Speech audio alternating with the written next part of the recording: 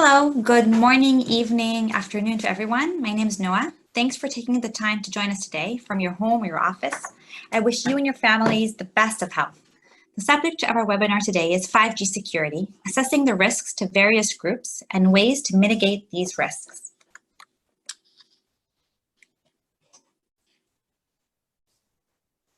Today, we'll map the 5G threat landscape for end devices, present FirstPoint's new cellular cyber risk index tool and relevant use cases, discuss how to mitigate these risks, introduce FirstPoint's mobile network-based approach, and have time for a Q&A at the end. Hopefully, by the end of this webinar, you'll have a new tool to use when analyzing the cybersecurity threats to your future 5G device deployments. A bit about us for those that are unfamiliar. FirstPoint is a funded startup based out of Israel, protecting any SIM or eSIM-based device from cellular network threats, mobile phones, IoT, connected cars, and more. Our team members are global accredited leaders in mobile and IoT cybersecurity, with more than 100 years experience in telecom, hacking, and protection between them. We're proud to be selected by the GSMA 100 program as 5G innovators and to partner with the World Bank on global 5G security. My name is Noah, and I'm the Marketing and Business Development Director at FirstPoint. I've been with the company for 4 years, and I'll be presenting the webinar today. With me is Adam Weinberg, CTO and co-founder of FirstPoint. He'll be leading the Q&A session at the end. And this is us here dressing up virtually for the event. Maybe you've dressed up at home, or maybe you're in your pajamas, and we welcome you gladly anyway. Before we start, just a few notes. This is a live session with a live Q&A. Feel free to submit any questions during the webinar, and we'll address them at the end. The webinar is being recorded, and we'll send you a link in a couple of days. So sit back, relax, and listen. You're welcome to follow FirstPoint on LinkedIn or Twitter and connect with Adam or myself directly. Now, let's dive in. Starting with the 5G threat landscape. The high speeds and low latency promised by 5G could propel societies into a new age of opportunities. The ITU presents 3 leading categories. On the top, enhanced mobile broadband, eMBB. Likely to be the first realization of 5G technology, eMBB aims to stream 4K video, VR/AR content, and immersive gaming for entertainment and enterprises. On the bottom left, massive machine-type communications, MMTC, for asset tracking, smart agriculture, smart cities, energy monitoring, and smart home, delivering large-scale machine-to-machine, MTM communication, and enabling large-scale IoT deployments. On the bottom right, ultra-reliable and low-latency communications, or URLLC, autonomous vehicles, smart grids, remote patient monitoring, and telehealth, and industrial automation. These use cases are driving URLLC to deliver ultra-fast, mission-critical connectivity, utilizing the above 20 GHz spectrum. Some devices may need multiple IoT connectivity segments for executing one or more use cases. For example, autonomous transportation fleets with rich requirements. But all segments face cybersecurity concerns. 5G security is still a work in progress. After years of development and standardization, 5G networks are becoming a reality with first deployments. Ericsson predicts that 5G networks will carry 35% of mobile data globally in 2024. It's been a very long standardization process that started in 2015 and now on its second release, meaning that the network is evolving tremendously. One of the main goals of the new 5G network is to deal with the known security concerns of 2G, 3G, and 4G networks. However, even this improved 5G network still must interconnect with the legacy networks, thus inheriting the same vulnerabilities it was designed to avoid. Naturally, as 5G networks are deployed and tried out, new loopholes are being discovered and dealt with, and this will continue to be the case for years to come. In addition, 5G networks are based heavily on software and cloud technologies, which encompass intrinsic vulnerabilities of their own. The possibilities of cyber attacks on cellular devices and networks in 5G are only surpassed by the attacker's imagination. We'll go through possible attacks in 6 groups. First, end equipment or devices. Mobile to internet attacks, like a distributed denial of service DDoS attack against an internet site. Or internet to mobile attacks, delivering malware to mobile devices through an infected site or app. Mobile to network attacks, a DDoS attack targeting the 5G infrastructure. And mobile to mobile, infected devices against other mobiles to commonly spread malware. The second group is the radio access network attacks. Using rogue base stations or international mobile subscriber identity, IMSI catchers, to target IMSIs during the device's initial attack procedure to the network, or paging attacks using the IMSI paging feature. Man-in-the-middle attacks and denial of service are an immediate risk, while the device identity is commonly used in further later attacks. Recent publications reveal that these flaws still exist in 5G. For the core network, as the 5G network is all IP-based, it is potentially vulnerable to IP-based attacks, such as traffic rerouting. A DDoS attack launched by an army of infected mobiles, bots, coordinated to simultaneously access those elements, can cause a significant downgrade of the network performance. In network connectivity, in former cellular generations, interconnectivity between networks was based on insecure protocols, SS7 in 2G and 3G and diameter in 4G, and it was utilized for launching very powerful attacks, such as locating and tracking devices and hijacking signaling traffic. In 5G, embedded encryption over the application layer at the SEPP node might provide protection against the known vulnerabilities that exist in SS7 and diameter protocols. However, this is not fully standardized yet, so similar attacks will still be possible. In terms of foreign networks, utilizing the vulnerabilities that enable core network threats and network connectivity threats that we just talked about, foreign governments may abuse the trusted network access to perform any of the previously stated attacks. And apps and services. The targets of the attack are the applications and services provided over the 5G cellular networks, shutting them down or harming the services.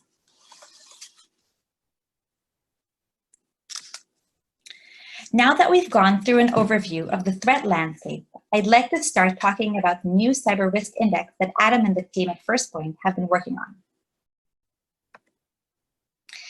In the UK's NCSC Basic Risk Management Principles of Cybersecurity, they state that all organizations face risks, no matter the size. There are practically endless use cases for 5G, just like we presented in the beginning. Many times, security is not taken into consideration, like with simple off-the-shelf sensors that lack any security.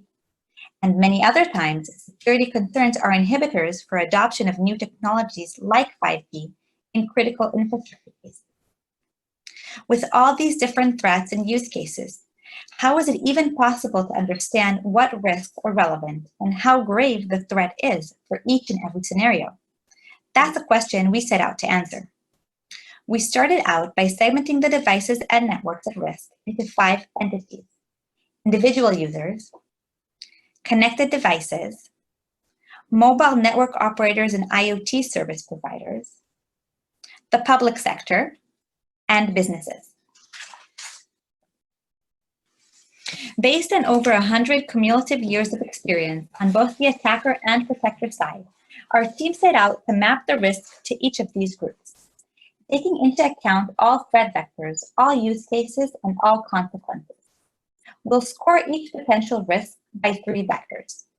First, severity, the level of potential damage or disruption, calculating in the scale of affected devices and consequential damages. As the NCSC states, understand what you care about and why. Second, effort, the level of complexity or skill required to implement the risk. And third, feasibility, how likely is it such an attack will be implemented, considering the possible interests of the assumed attackers. The effort score is calculated into here. Scoring was done on a scale of 1 to 5. Now, this is a work in progress, and just like threat methods evolve, so will this index. The next two slides summarize the basics of the risk index. For each of the 5 entities, we summarize the potential damages that could occur, scoring each of them by severity, effort, and feasibility, and calculated the total risk per entity per total damage. On the left column, the entity at risk, and on the right column, the total calculated risk for each potential damage. Marked here in red in the table are the highest, aka the riskiest, scores. Here, we see 2 entities, individual users and connected devices.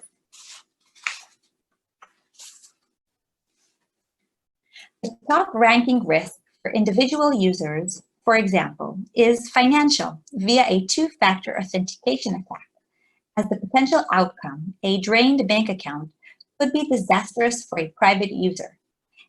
Executing the attack requires some telecom knowledge, but we have seen enough real-life examples of such attacks in the last couple of years to know that it's very feasible.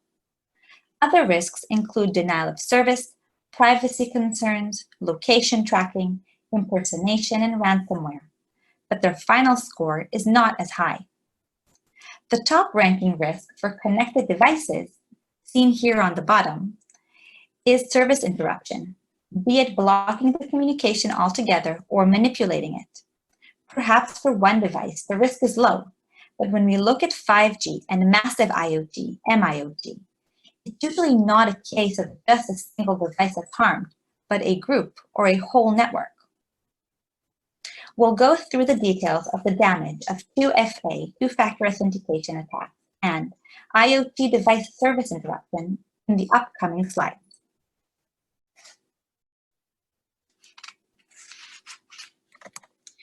Here, we can see the rest of the entities listed on the left. MNOs, or IoT service providers, businesses, big or small, and the public sector. The top-ranking risk to businesses is damage to its customer services. The harm here is not purely financial, but includes loss of reputation, customer trust, and business continuity. The top-ranking risk to the public sector, as we can see at the bottom, is disruption to critical infrastructure services, like water, gas, electric, transportation, communications, public health, or emergency services. The severity is grave, since disruption to this entity's operations encompasses a risk to lives and many day-to-day needs. The effort is high, but since there is much to gain from these attacks, it's highly feasible that foreign governments roll out attacks in cyber warfare, or criminals attempt to gain financial benefit from attacking these entities. We'll show a potential scenario shortly. The risk to businesses or governments doesn't include only the few items listed under their respective entities, like we can see here. For businesses, for example, the risk includes all the potential damages listed on this slide, but also businesses may need to take into account their individual users' cybersecurity and the risk to their connected devices. So the total risk the entity faces is much larger, as we can highlight it here in blue. Now, let's look at a few examples of 5G use cases, the highest ranking ones on FirstPoint's index. The first use case we'll review is a financial attack on an individual user. The total risk score is 4.5. Mobiles and payment terminals already rely heavily on cellular communication, 3G and 4G, to conduct transactions around the world. Gaining access to private bank accounts can directly result in emptying them out. A well-known, frequently executed attack involves obtaining bank details, rerouting SMS through the attackers utilizing loopholes in SS7 diameter, then accessing the bank account while intercepting the bank's 2-factor authentication SMS. Anything is possible, from blocking the account to stealing all the funds. This happened to UK Metro Bank account holders last year. In 5G, the amount of financial services that will require multi-factor authentication via cellular is expected to further increase.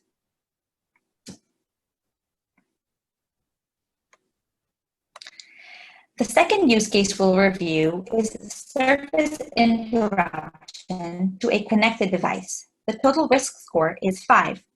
The Civil Aviation Authority in Singapore has been trialing out a connected urban airspace management system for drones flown beyond a visual line of sight, currently using a public LTE network.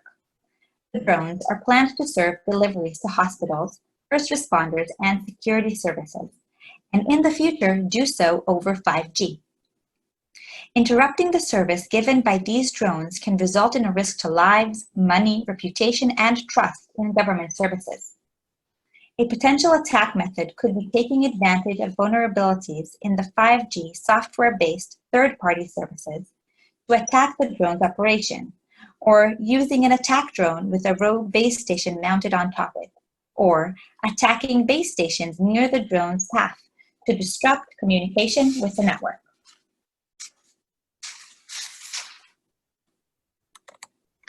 The third and final example we'll discuss is that of a disruption of critical infrastructure, thus causing harm at a nation level with a risk score of 4.5.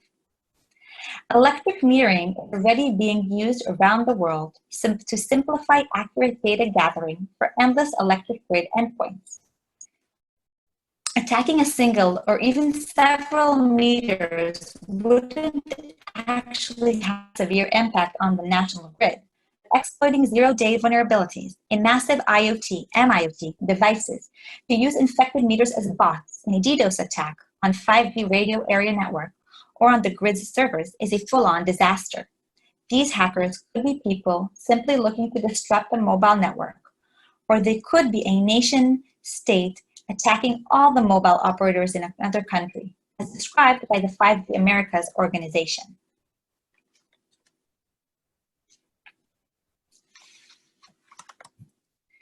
Although it may seem that the potential risks are endless and ominous, there is a lot we can do to protect ourselves and our companies. Let's check out some mitigation steps. Each entity can use the Cyber Risk Index tool we just saw to rank the risks and set a plan to mitigate them, starting from the top. Just like cybersecurity as always, in 5G, it's a global effort. The major players in 5G infrastructure and cybersecurity are, of course, the operators, traditional mobile network operators, MNOs, as well as IoT service providers and private network owners. As such, operators have the responsibility to create and sustain ultra-secure networks. This means creating and upholding internal certification for network security, creating and formalizing a verification process for third-party hardware and software throughout the supply chain, including cloud hosting services, regularly updating and maintaining components, and assuring no single source dependency. Legacy network interconnection is still an issue, but operators should verify connections only to secured networks, by maintaining and enforcing allowed versus denied external connectivity, and including implementation of the 3GPP requirements. As with any security process, one of the major risk factors is the human factor.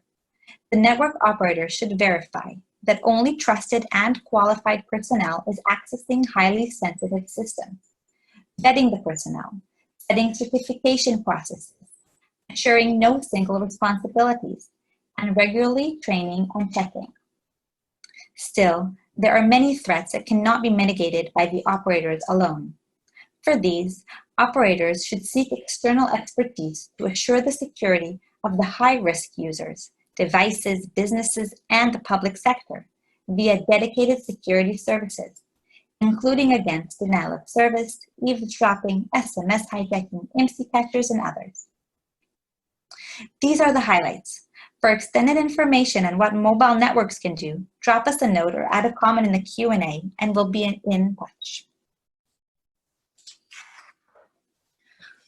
The other entities have the responsibility to protect themselves and their services, of course. Individuals should practice standard cyber hygiene, use only certified devices and well-known services. For the high-risk threats that are relevant to each of the users, they should consider applying dedicated cellular protection services to protect them.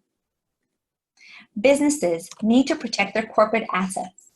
This could be their employees' device, their connected devices, or the services they offer.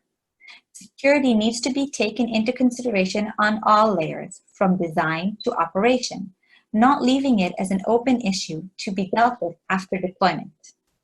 External expertise should be sought to overcome vulnerabilities and add on cybersecurity solutions to deal with the ever-evolving threat landscape. Training must be an integral part, of course. For the public sector, the scope of responsibility is twofold: protecting themselves and setting guidelines for the rest of the entities in the nation. Creating and demanding certification processes from operators via regulations. Setting up a nation-level cybersecurity forum to deal with new and open issues. Creating an available testbed for the private and government sector to try out new 5G use cases and devices in a secure environment. Provide businesses and operators with economic incentives to up their security. And of course, push forward more highly trained cybersecurity personnel.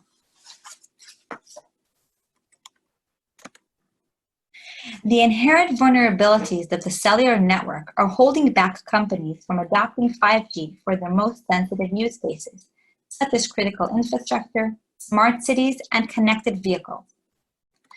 32% of businesses state security as a barrier to 5G adoption, according to an Accenture business survey. And in an AT&T study last year, 72.5% of respondents rated their level of concern as high or medium high when it comes to the potential impact of 5G on security. According to 5G America's organization, privacy concerns are one of the main inhibitors to adoption.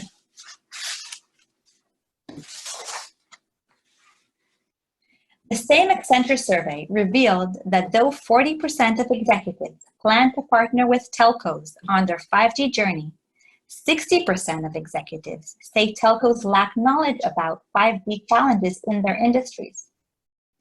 Increasing trust in 5G networks and in telcos' ability to deal with the challenges of 5G will increase enterprise adoption of 5G and speed up monetization on the investment in 5G. For the knowledge gaps that exist, external experts and solutions can provide relief. And that's where FirstPoint comes in, a cellular network-based solution tackling all cellular network-based threats in 5G and legacy networks, 2G, 3G, and 4G. FirstPoint provides a cellular cybersecurity service. We partner with mobile network operators, IoT service providers, private networks, and EPC providers to create a secured network through which protected device traffic, signaling, and data traffic is routed, while unprotected device traffic continues to be routed through the operator's original network. Mobile communication is analyzed, applying predefined security rules and organization-controlled policies. Malicious network activity is detected, alerted, and blocked by the system. End users and CISOs receiving real-time alerts. Our SIM applet enhances on-device security and device network anonymity.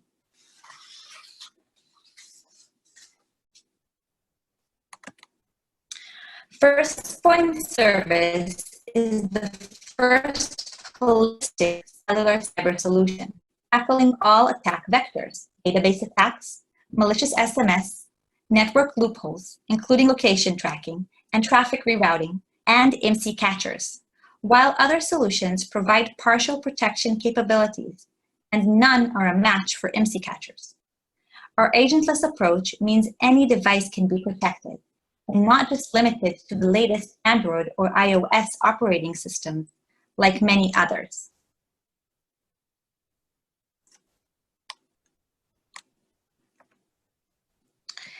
An organization-level multi-tenant management system enables each enterprise to manage all types of devices from one central platform with real-time alerts.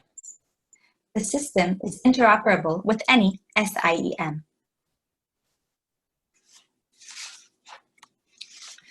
For enterprises and users, this is a novel approach. One solution for protection against all cellular threats, signaling, SMS, and data-based. Overcoming both 5G and legacy network vulnerabilities, all those threats we talked about at the beginning of the webinar. Our cybersecurity service fits anything with a SIM card, with or without an operating system, simple or complex. A central management platform enables mass policy management of device security by type, use case, or other factors, as well as personalized security policies. As a network-based solution, deployment is as simple as adding any value-added service with the operator, with no software or special hardware installations. This enables infinite scale-up in a heartbeat, before or after market, so any IoT in the field can be protected. This also means that the service is hassle-free for users and doesn't impact battery or CPU, which is even more critical for low-power devices.